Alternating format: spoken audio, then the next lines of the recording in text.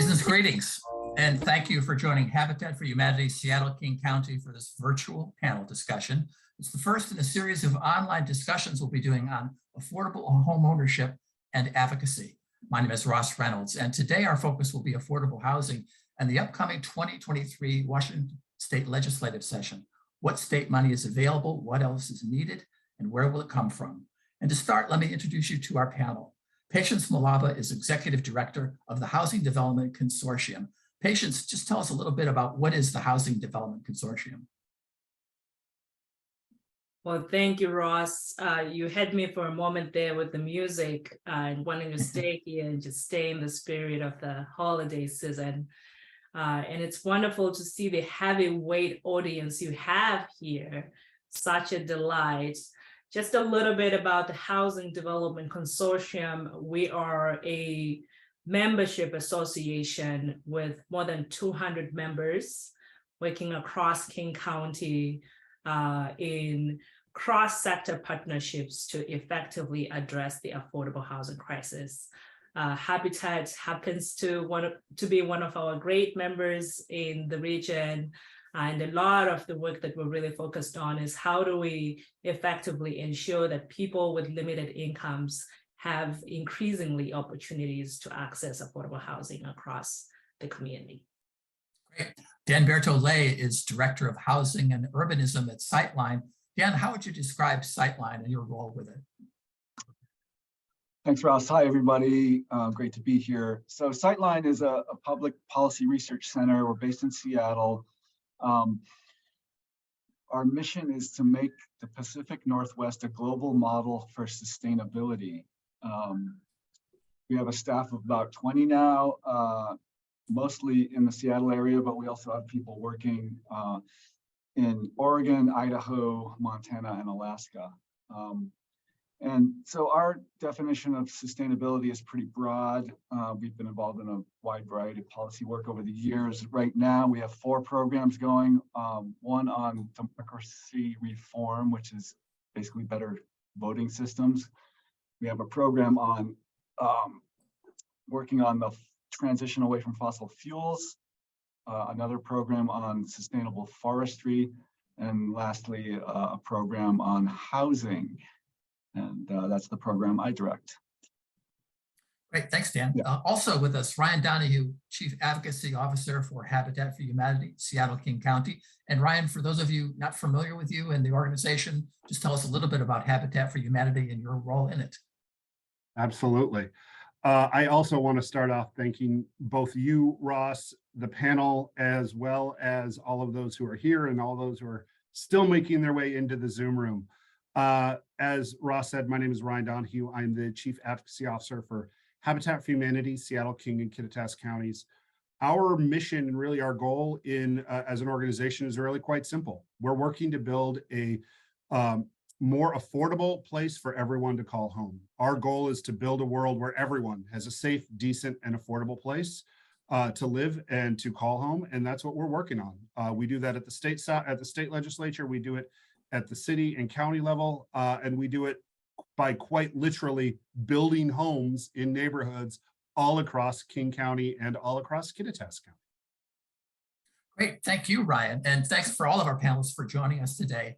We'll be taking questions directly from those of you who are watching and listening. And I'm sure many of you are very well versed in this, and I'll be quite curious to hear what your thoughts are on this. So you can drop your comments and questions into the chat box as we go along. And Tapi was going to take a look at them, and when we get towards the end of the program, we'll be able to introduce those. But we're going to start, just letting you know, just in terms of time, we'll be around for about an hour. So we're asking the panelists to kind of keep their answers to about 3 minutes or less if possible. And to begin with, let's get a focus on where we're at right now. I wonder if you could briefly tell us from where you sit, what is the state of housing here in King County right now? Patience, could you begin? Well, the state of housing, Ross, has only been exacerbated in terms of the crisis that we've seen over the last decade.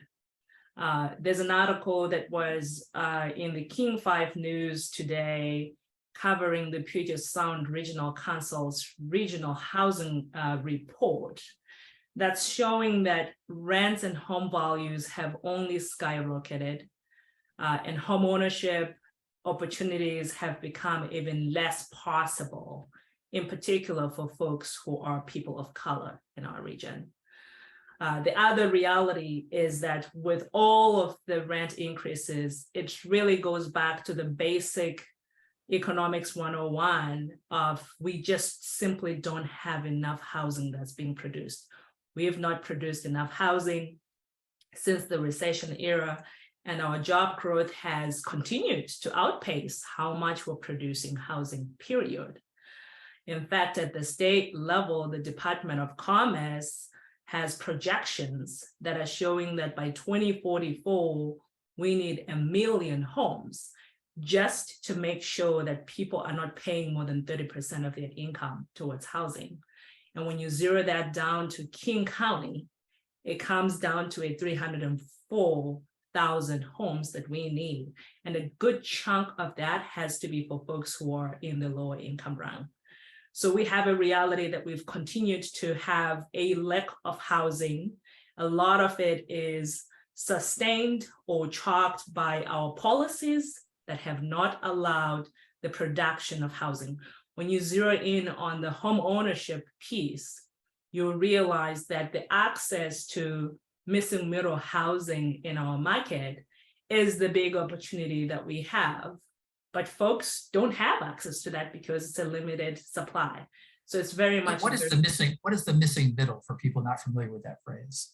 So it's the housing that we have access to between the large apartments and the single family homes. It's a different typology, can start from duplexes, triplexes, cottages, etc. So it's a diverse type. You have townhomes, for example. Being able to buy a townhome is a whole different ballgame than buying a single family home in the city of Seattle. And we still have policies that hearken back to the 1950s that are preventing our ability to produce that kind of housing. And as we talk about 2023 and how to foster and really ensure that housing is a priority, the time is now for us to be talking to our legislators to make that possible. I say 2022 was a transportation year, and 2023 has to be declared and truly made a housing year at the state level. Good. Dan, I wonder what you could add to that. Do you agree with that? And maybe you could go a little bit deeper on why we have this crisis and this lack of affordable housing. For sure. I wanted to start real quick just by giving some context on why Sightline is doing this work. And so way before my time at Sightline, probably about 25 years ago, Sightline started was doing a lot of policy work around what people back then called smart growth, which basically means, building compact communities that are walkable and transit friendly. But back then, the kind of emphasis was more on the environmental side, like how to, build compact communities to prevent sprawl and protect farmlands and habitat and reduce climate emissions. And then, over the years, we started to see some success with that. We all know Seattle's built a ton of apartments, and we're making some progress, maybe not fast enough. But the other thing that started to happen over those years is that it became clear that there was the smart growth movement sort of had an Achilles heel, and that that kind of housing in those kinds of neighborhoods were getting increasingly expensive. Fewer and fewer people could afford to live in these nice places that we were creating. So the benefits of smart growth were not being equitably distributed. Basically it came down to, turns out people like living in these kind of walkable communities, right? And they're willing to pay more. And so if you don't have as much to pay, you're kind of left out. So about 10 years ago, our focus shifted to, well, what do we do about this problem? We want smart growth for all the environmental reasons. How do we deal with the affordability problem? And it didn't take long to learn that, sort of the biggest culprit, the biggest cause of the problem was restrictive zoning laws that basically say you can't build enough housing in the places where people want to live, places where all the jobs are, right? And so we started looking at all kinds of policies, and that what it comes down to basically is sort of the biggest culprit in the zoning regime is so-called single-family zoning. That zoning that bans everything except detached houses on large lots.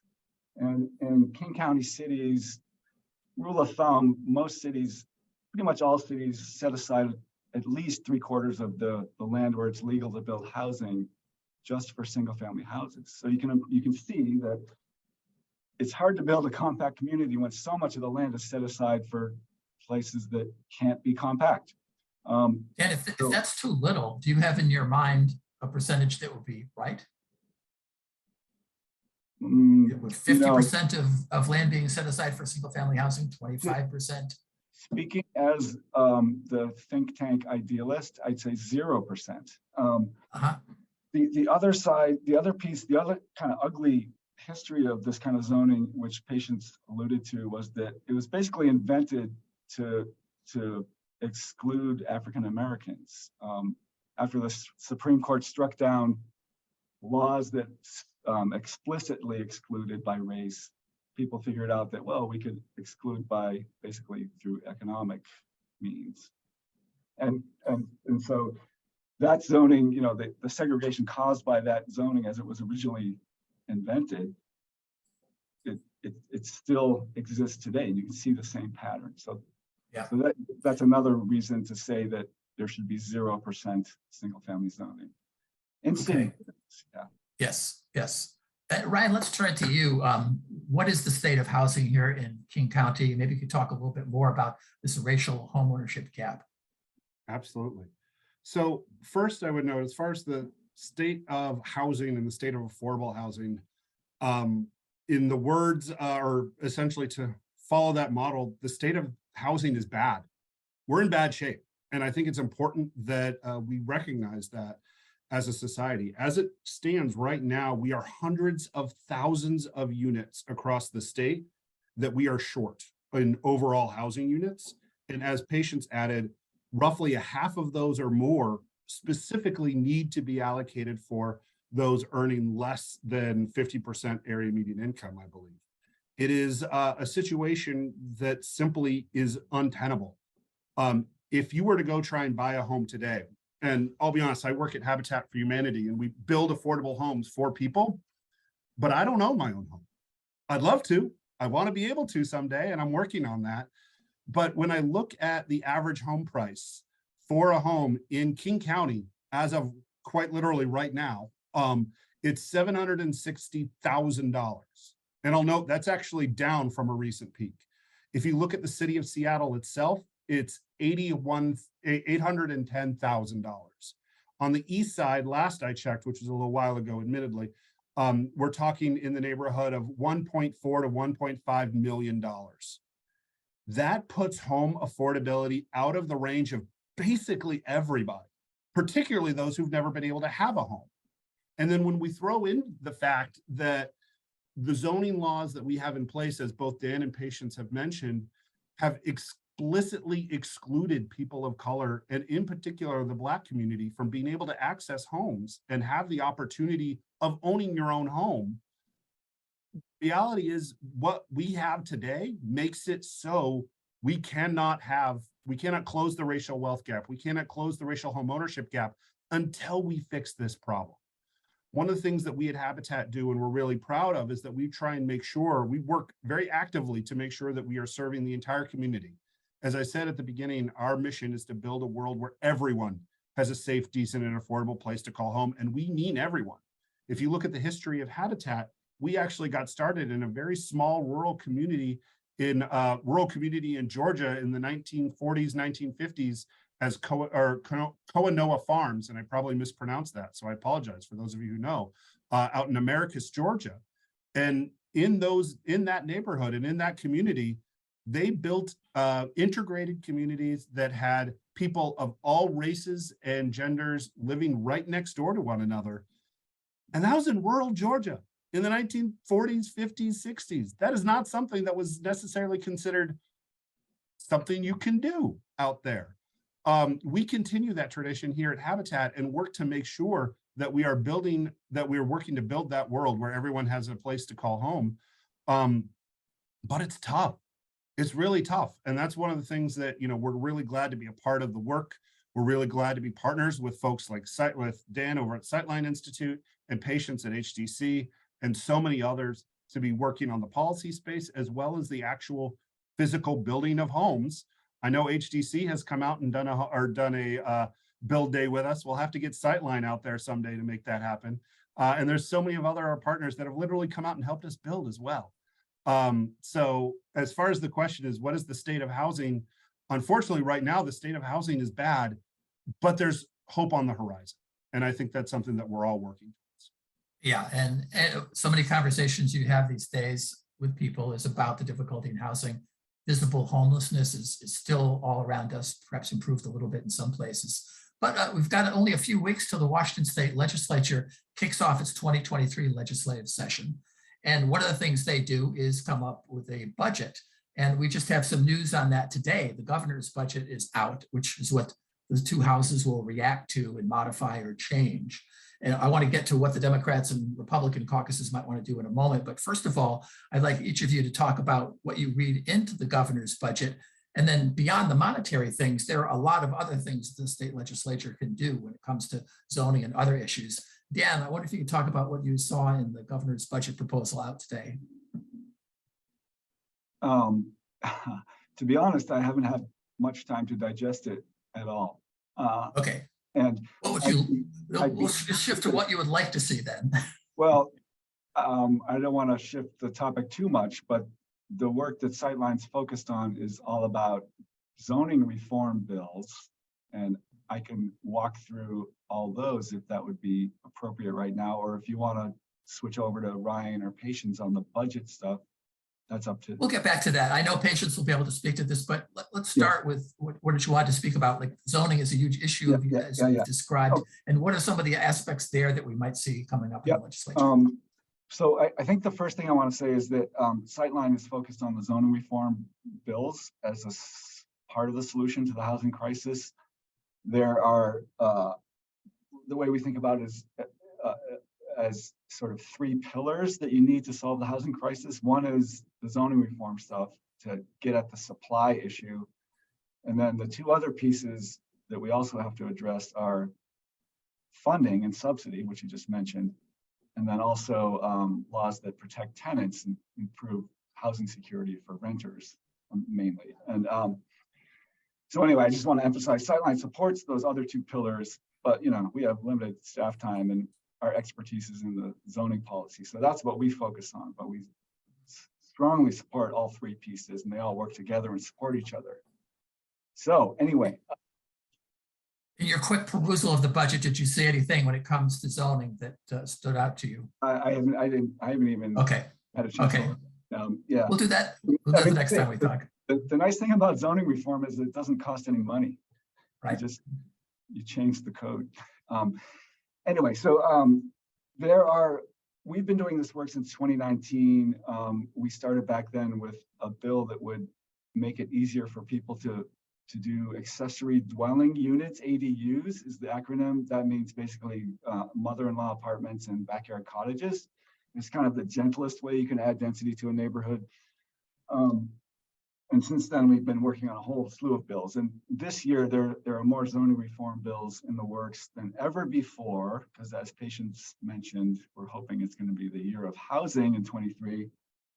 So I'm not sure how much time to spend on this. I'll just quickly name them and people can ask questions about them if they like. There will be another ADU bill to make it easier to build accessory dwellings. There will be a bill that allows people to split off and sell part of their lot so another house can be built. It's known as lot splitting, and it's based on a bill that was passed in California last year. So right now in California, any single family housing house lot can be split off as small as 1,200 square feet to build another house. We think it's a great idea. There will be a bill that legalizes the middle housing types that Patience described earlier. There will be a bill that will legalize higher density apartment buildings near transit stops. And the idea there is that as Patience mentioned, last year was sort of the year of transit, and the state is investing $3 billion in transit statewide. And so that makes it more obvious that the state has a responsibility to make sure that there's people who can live near these transit stations. So that's what the idea of this bill is, to legalize more housing near transit. And then lastly, there will be a bill to remove the requirements that require people to build parking when they build housing.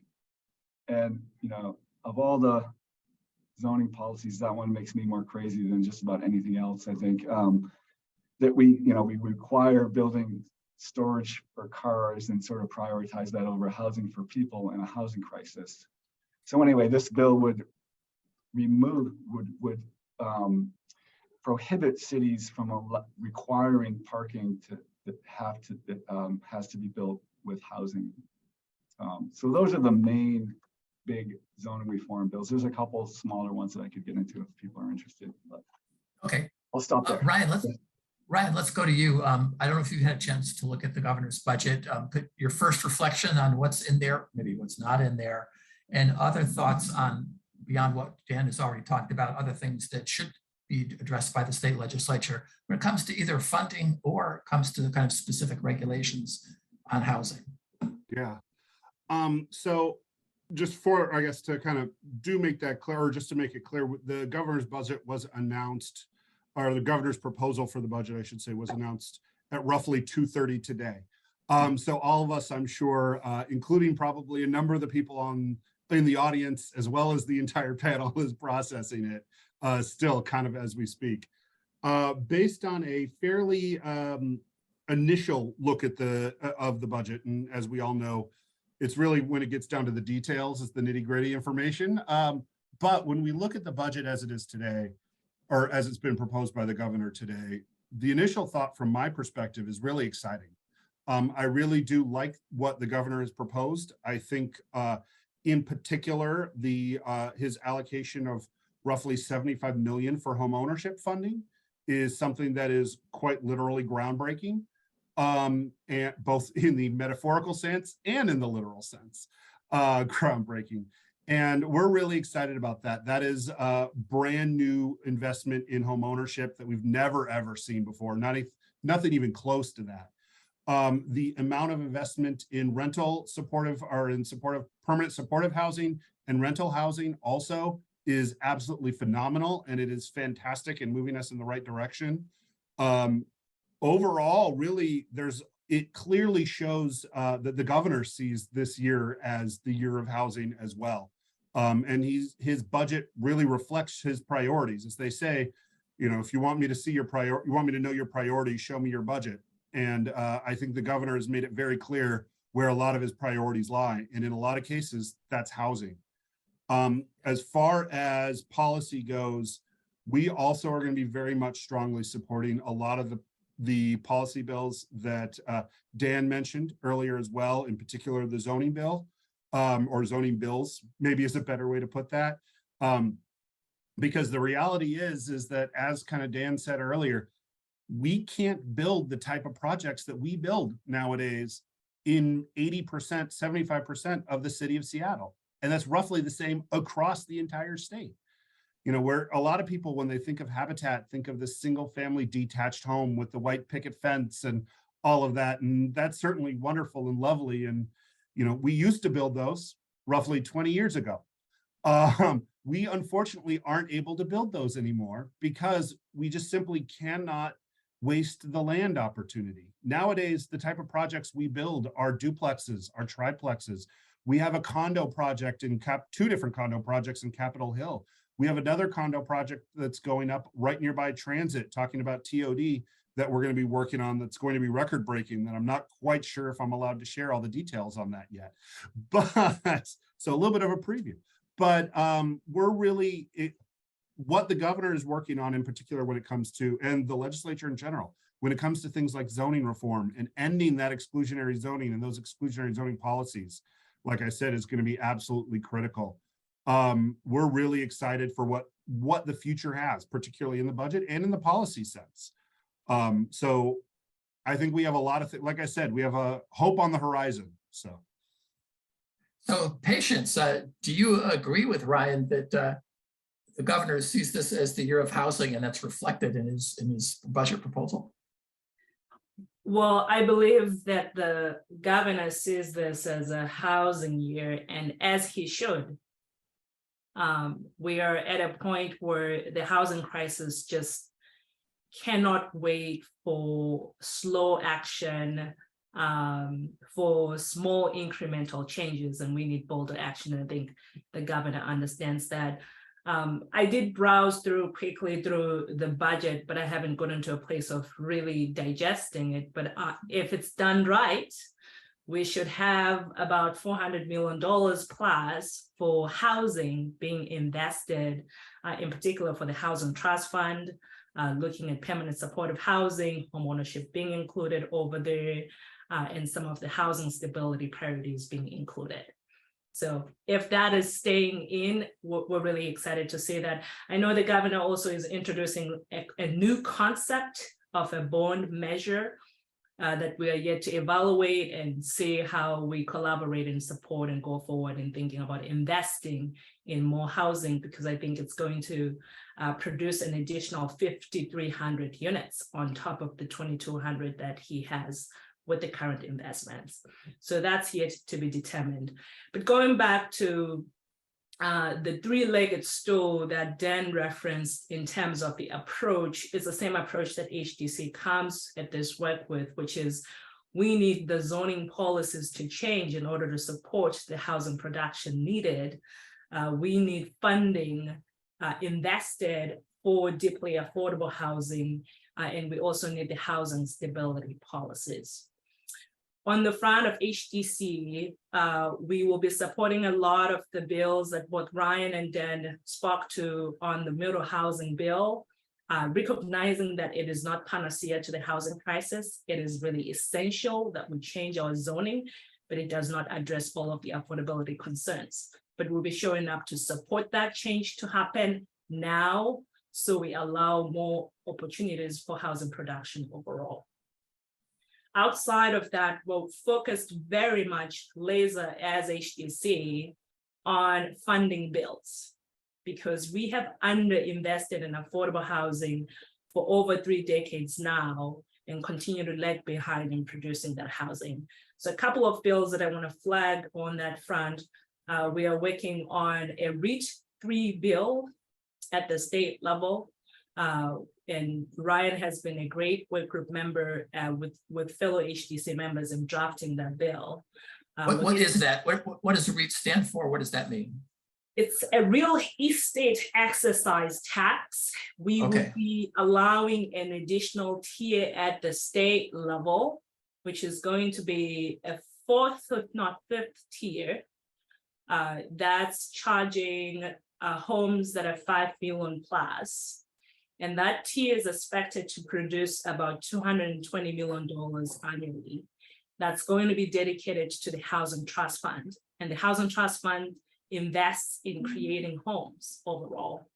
40% of the funds would be dedicated to the April Homes and Health account that's looking at permanent supportive housing and making sure that we have all the services necessary to wrap around the housing for people to be stably housed.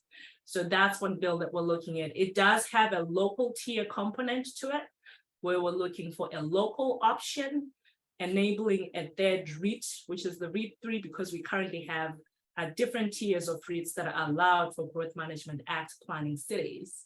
And this would be dedicated specifically for affordable housing use at 60% area median income rental housing, and then at 80% area median income for home ownership opportunities. So we're excited about the opportunity of that revenue tool. And then we also have worked on another bill that we're getting closer to finalizing to invest specifically on home ownership. And this is going to be a $100 assessment on document recording fees. And that creates a new account. We're expecting it's about 150 million, give or take, because the market rate now is volatile around document recording fees. A lot of that funding will be dedicated to down payment assistance. About 70% of it will be dedicated for that. And then 30% would be dedicated to capital projects overall. So that's a significant investment, really aiming to focus on households that have historically been impacted. So Black households are going to be a top tier priority within that group because it does harken back to racially restrictive covenants. And then we're also looking at other people of color communities to be included within the bill. And then we do have another big bill that I cannot miss the opportunity to mention here that we've been driving at the state level now over the years. And that's the Housing Benefit Districts bill.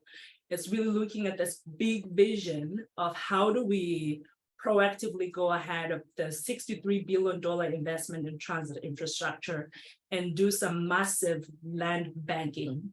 We use that land mainly for the purposes of affordable housing, but we create mixed income, mixed use communities within that and create complete communities overall.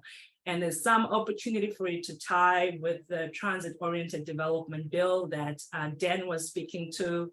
We're still in the process of evaluating what's possible on that front, or else we'll be asking for either funding or some local authority to establish a fund source for that. So there's a lot of work that is coming up. We can spend the evening here walking through some of the bill opportunities, but I think we're really excited about the work that we have ahead of us. Well, the governor proposes and the legislature disposes of his proposals, and then it goes back to him for final signing. Let's talk politics for a moment. I want to get your read on the Democratic caucus, their view on spending priorities, how it might line up or not line up with the governor and your ideas. And also, the Republican Party is traditionally thought of as being a party for less government, for more private business. Where is their support for the kind of funding that you're talking about for housing? Ryan, what's your take on the politics here? I have to be honest, I come from a political background. I've worked in campaigns and kind of that space for a long time before I came to this work at Habitat. So I have to admit that that is definitely the part that gets me really interested into the space and into this work. As far as my read of how this is going to go, I think that it's important to note that both caucuses, both the Democrats and the Republicans are both also on the record of saying that we need to address our housing crisis and we need to come up with solutions for it. Where we have some separation really is or the part that we have some separation on is how to get there and how to be able to accomplish that. But I think with the starting point of something needs to be done, we have a path forward. Historically, both Republicans and the Democratic Party have both caucuses have supported the capital budget proposals that are put out. I think almost always, as far as I can remember, generally speaking, those budgets end up passing through the legislature unanimously, typically, at least the capital budget. Can't say the same for the transportation and operating budgets, but the capital budget at least usually goes through unanimously. And I think that's because both caucuses understand the incredible value that comes from investing in our communities and investing in the capital and infrastructure that we have. So as far as the overall funding measures, I think in general, we will likely see a robust funding levels for affordable housing across the board, both from the Republicans and the Democrats. Where those final numbers land is going to be a different question. And I imagine there's going to be plenty of fights going on both in front and behind the scenes. But I do believe that we're starting from a place of common understanding that we need to be making these investments. Well, that's very interesting, Ryan. We're in such a partisan atmosphere in politics in our country. Patience, do you agree with Ryan that there is a lot of bipartisan support for a lot of these housing measures because of the depth of the crisis? I have two responses to that. I think there's a reality part of me that says we're so polarized as a community and as a nation right now that it's hard to believe in the progress we're making on bipartisan partnership. But I think we are making progress here locally in terms of folks across the aisle realizing this as a critical issue that needs to be addressed. And some of the areas where we have an opportunity to do that is with the work that's necessary around the zoning changes. It's surprisingly one that we never always agree across the political aisle. But if we frame it well and we're able to bring those folks well ahead of time, especially in rural parts of Washington, I think there's a path for us to see a middle housing bill that's supported by some of our Republican folks. The TOD bill that Dan referenced earlier, I mean, from the local ground up, you're seeing Republican folks showing up, realizing that the housing we have around transit right now is increasingly more expensive. And we need a diversity of housing. We need to streamline our regulations around permitting, our requirements around development standards overall. So there's an increasing growth towards that place, but the everyday me outside of this space feels like we are far much more polarized, Ross, and they still hope in the goodness of humanity, and we need to continue to help people get to a place of being in a gravitational pull of collaboration. Dan, I want your perspective on bipartisanship, particularly on these housing issues. With the Democrats in charge of the governor's office and also the legislature, do they even need much Republican support to get some of these big measures through? Yeah, it's we're fascinated by the whole potential for bipartisanship on these bills at Sightline.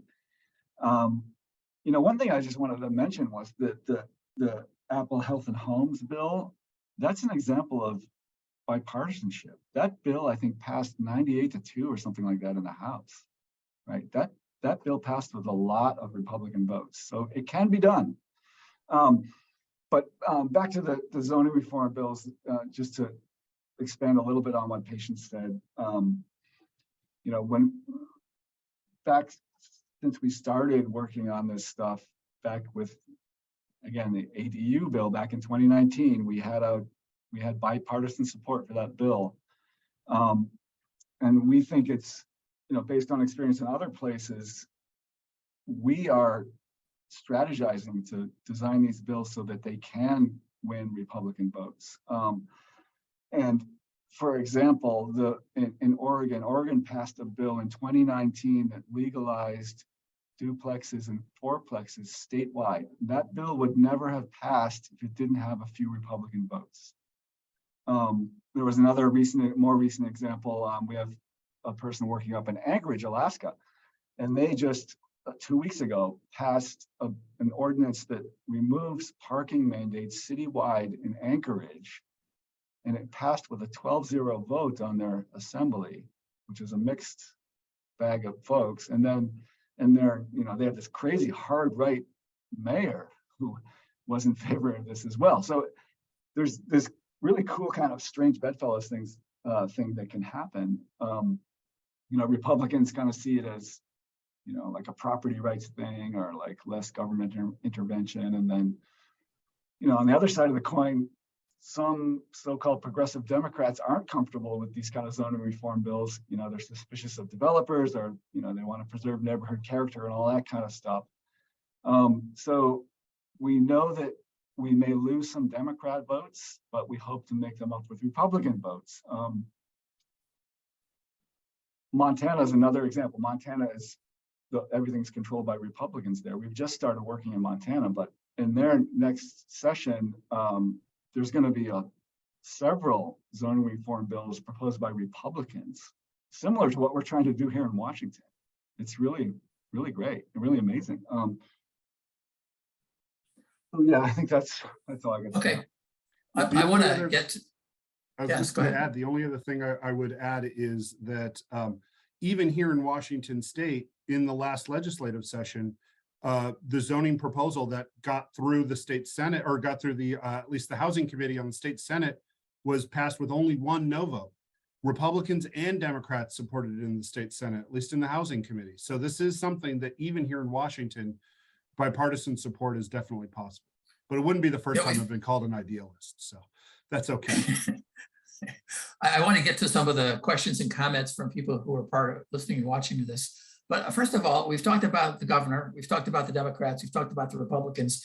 We haven't really talked specifically about the building industry, about those private companies that build and construct housing of all different types. I wonder if you could each talk just a little bit about where these proposals will be getting support from the building industry and where they won't. It sounds like some of them might encourage more building and that might draw them on board. Others might push them away. What's your sense of how this is playing out? Let's face it, there is a lot of public housing being built, but it's still basically a private business. What do the people in that private business have to say about these proposals, and are they on board with them? Anyone who wants to take that?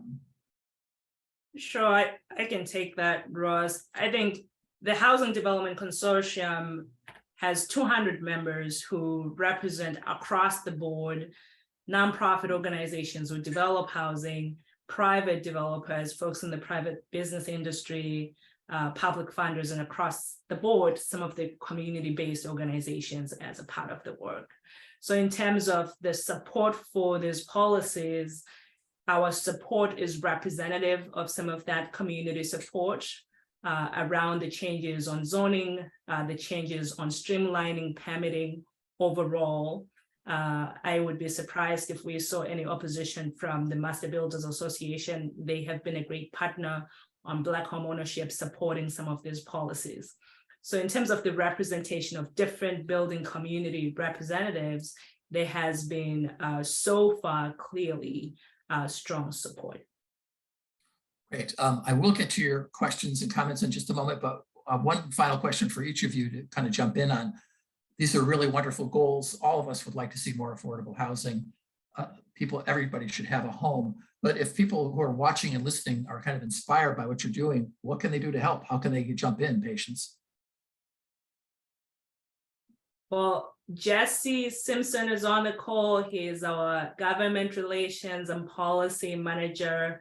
And I'm not sure if Chad Vacklin is on the call. Those are the folks that folks will be hearing from throughout legislative session. We have email action alerts that we send weekly, and we'll aim to activate as many people as we can, because we need so many voices advocating for the Housing Trust Fund to come solidly invested in. We're working with our partners at the Washington Low Income Housing Alliance and doing a lot of that work. And we hope all of you will be joining us, both in advocating for the Housing Trust Fund, but also in those other priorities that are creating new revenue sources. So can someone go onto the Housing Development Consortium website and maybe sign up for getting those newsletters where they might be prompted to jump in and call a lawmaker? Great. Dan, what could someone who really wants to help do on their own? Oftentimes we feel helpless with these big issues. What's your suggestion for someone to get involved? Yeah, we've got a coalition building effort that's stronger than ever before around this stuff this year. We are partnered with an org called FutureWise. They're a land use advocacy statewide group that folks probably have heard of. And FutureWise has an organizer who's leading the charge to organize around all these zoning reform bills. And there's the name of the, I don't know what if I want to call it, it's not really a campaign, but the name of it is Homes for WA with the number 4 and WA. And if you look for that hashtag on Twitter or go to homesforwa.org, I think you'll see information there on how to sign up for alerts and things like that. And you can also learn about how broad the coalition is. There's folks from Sierra Club to Farmland Trust to HTC and Habitat and labor folks, and it's just coming together this year as a bigger, stronger coalition than ever before, which is another reason we're hopeful that these bills might actually pass this year. And Ryan, do you have a quick plug for a way people can get their shovel in the ground, so to speak, on this issue and try to help move it forward? Well, we can definitely get people to work both putting shovels in grounds, both physically and metaphorically. But what I would certainly urge, if these kind of things that we're talking about is something that interests you, the best way from our perspective, certainly to get involved, is to sign up for Habitat advocacy alerts. You can actually do that very quick right from your phone. All you have to do is text Habitat to 231-HABITAT. And for those of you who are even younger than I am, that maybe forgot that there's actually letters on your phone, that's actually 231-422 4828. And you can just text Habitat to 231 Habitat and sign up. You can also just go to our website at habitatskc.org, and you can go ahead and go to the advocate page when you see under what we do, and you can sign up for those alerts there. And a lot of the stuff is also in the chat thing, if you'd like to check that out. Are there any questions from any of you who are listening? Anything you'd like to hear expanded upon or explained in more detail? Maybe you've got some challenges for our panelists on some of the things that they've been saying today. You can certainly go into the chat and ask that. And Tapua is taking a look at it. I'm taking a look at it also. So if you've got questions, jump in and do that. A question for the panel or a comment for the panel, that would be really good. Well, here's one question that I think we have a quick answer to. Will I be able to access this recording after the program is over, Ryan? Yes, we will be posting this recording on our website, on our YouTube page, and you can be able to see it there, and it will be able to be seen quite wide. It may take a day or two to get it down there, but we'll be posting it, I promise. Well, we've talked about a lot of different issues here, and I want to kind of boil it down.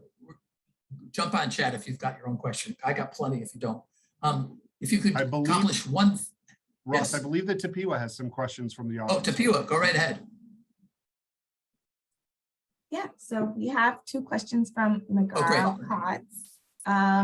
We would like to know, do you have a plan to assist our representatives in coming to consensus? If yes, will you please share?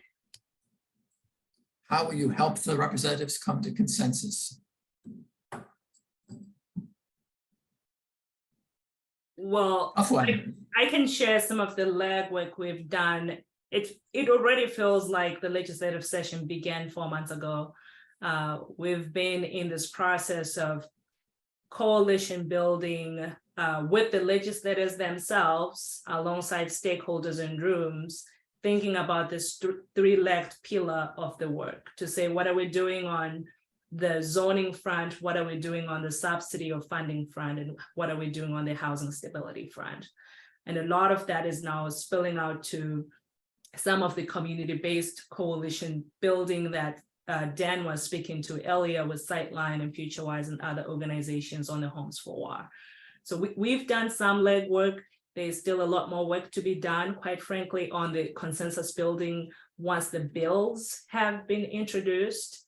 And once the details are really read through, as it's often really the devil is in the detail when the bill is introduced. The thing I would add to that, just to kind of add onto that question, as far as what can, what are we going to do to try and overcome opposition? The answer is, at least hopefully, bring your all's voices to the table and actually let you all be able to have the opportunity to advocate for that, assuming you're supporting it, hopefully, and help us out. Because the reality is, as much as I can talk my face off and talk somebody's ear off about this stuff, and Patience can do the same, and Dan can do the same, the reality is it's going to take everybody's voice. It's going to take everybody to get involved, raise their voices, and take action. So whether it's signing up for Habitat Action Alerts or HDC's Action Alerts or the Homes for WA Action Alerts, please make sure you do that and take action on them when we send those emails out and those text messages and stuff. Tapua, other questions? One more thing to add, Russ. Oh, sure. Go ahead, Dan. Mike, another dynamic in this is that local elected officials who are uncomfortable with the state preempting local governments on zoning are often vocal opponents of these bills, and they call up their representatives and senators and say, don't vote for this bill. And it's actually been a real effective way for opponents to kill these bills. So essentially what would also help is if folks have connections to their local electeds, go talk to them. And if you can find local elected officials who are comfortable or even pro this kind of bill, we need them speaking out. We need them talking to their state reps and senators, and we need them showing up and testifying in favor of these bills, because usually the dynamic is the local electeds do not like these bills and they speak out against them. But there are some local electeds who do get this, and even some that are kind of looking for cover to get this kind of stuff passed from the state. So anyway, if people have connections there, that could be hugely helpful. Great. Tapio, do you have other questions? Yes, two more. So most of the builders and developers Megara knows are all into supporting zoning updates, both commercial and residential. What has the panelists' experience been with that? When you say zoning updates, meaning upzoning?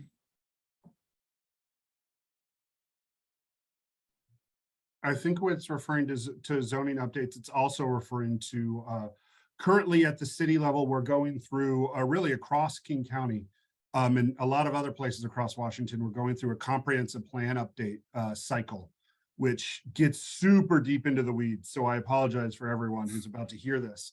But the thing is, the reality is though, that this is a once in a decade opportunity that in each and every one of our cities across King County and really across the state, for us to be able to make serious changes at the local level when it comes to land use. We as Habitat have been very heavily involved, particularly as it relates to comprehensive plan updates as that's going along. We've been strongly advocating for things like, at least in the city of Seattle, the so-called Alternative 6, where we've been standing with a large group of folks like HDC and Share the Cities and so many others to call for a much more robust zoning effort, in increase in upzoning as far as in those areas. Because we know if we keep going down the path that we're on, where we only allow for certain communities to have more dense housing and other communities not, we're only going to exacerbate the exclusion and the exclusionary zonings that we see today. We're actually more segregated as a community today than we were at the end of Redline.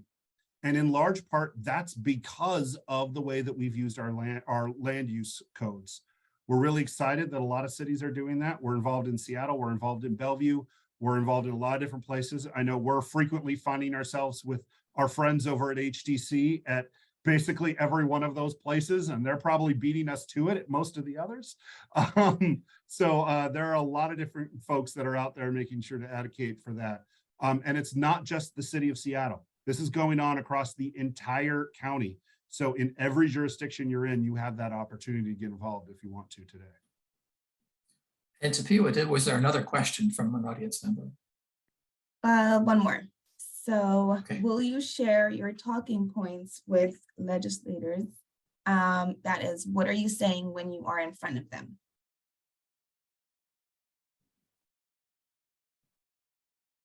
Anybody want Patience, to take did you that? want to answer that, or you want to you want me to go?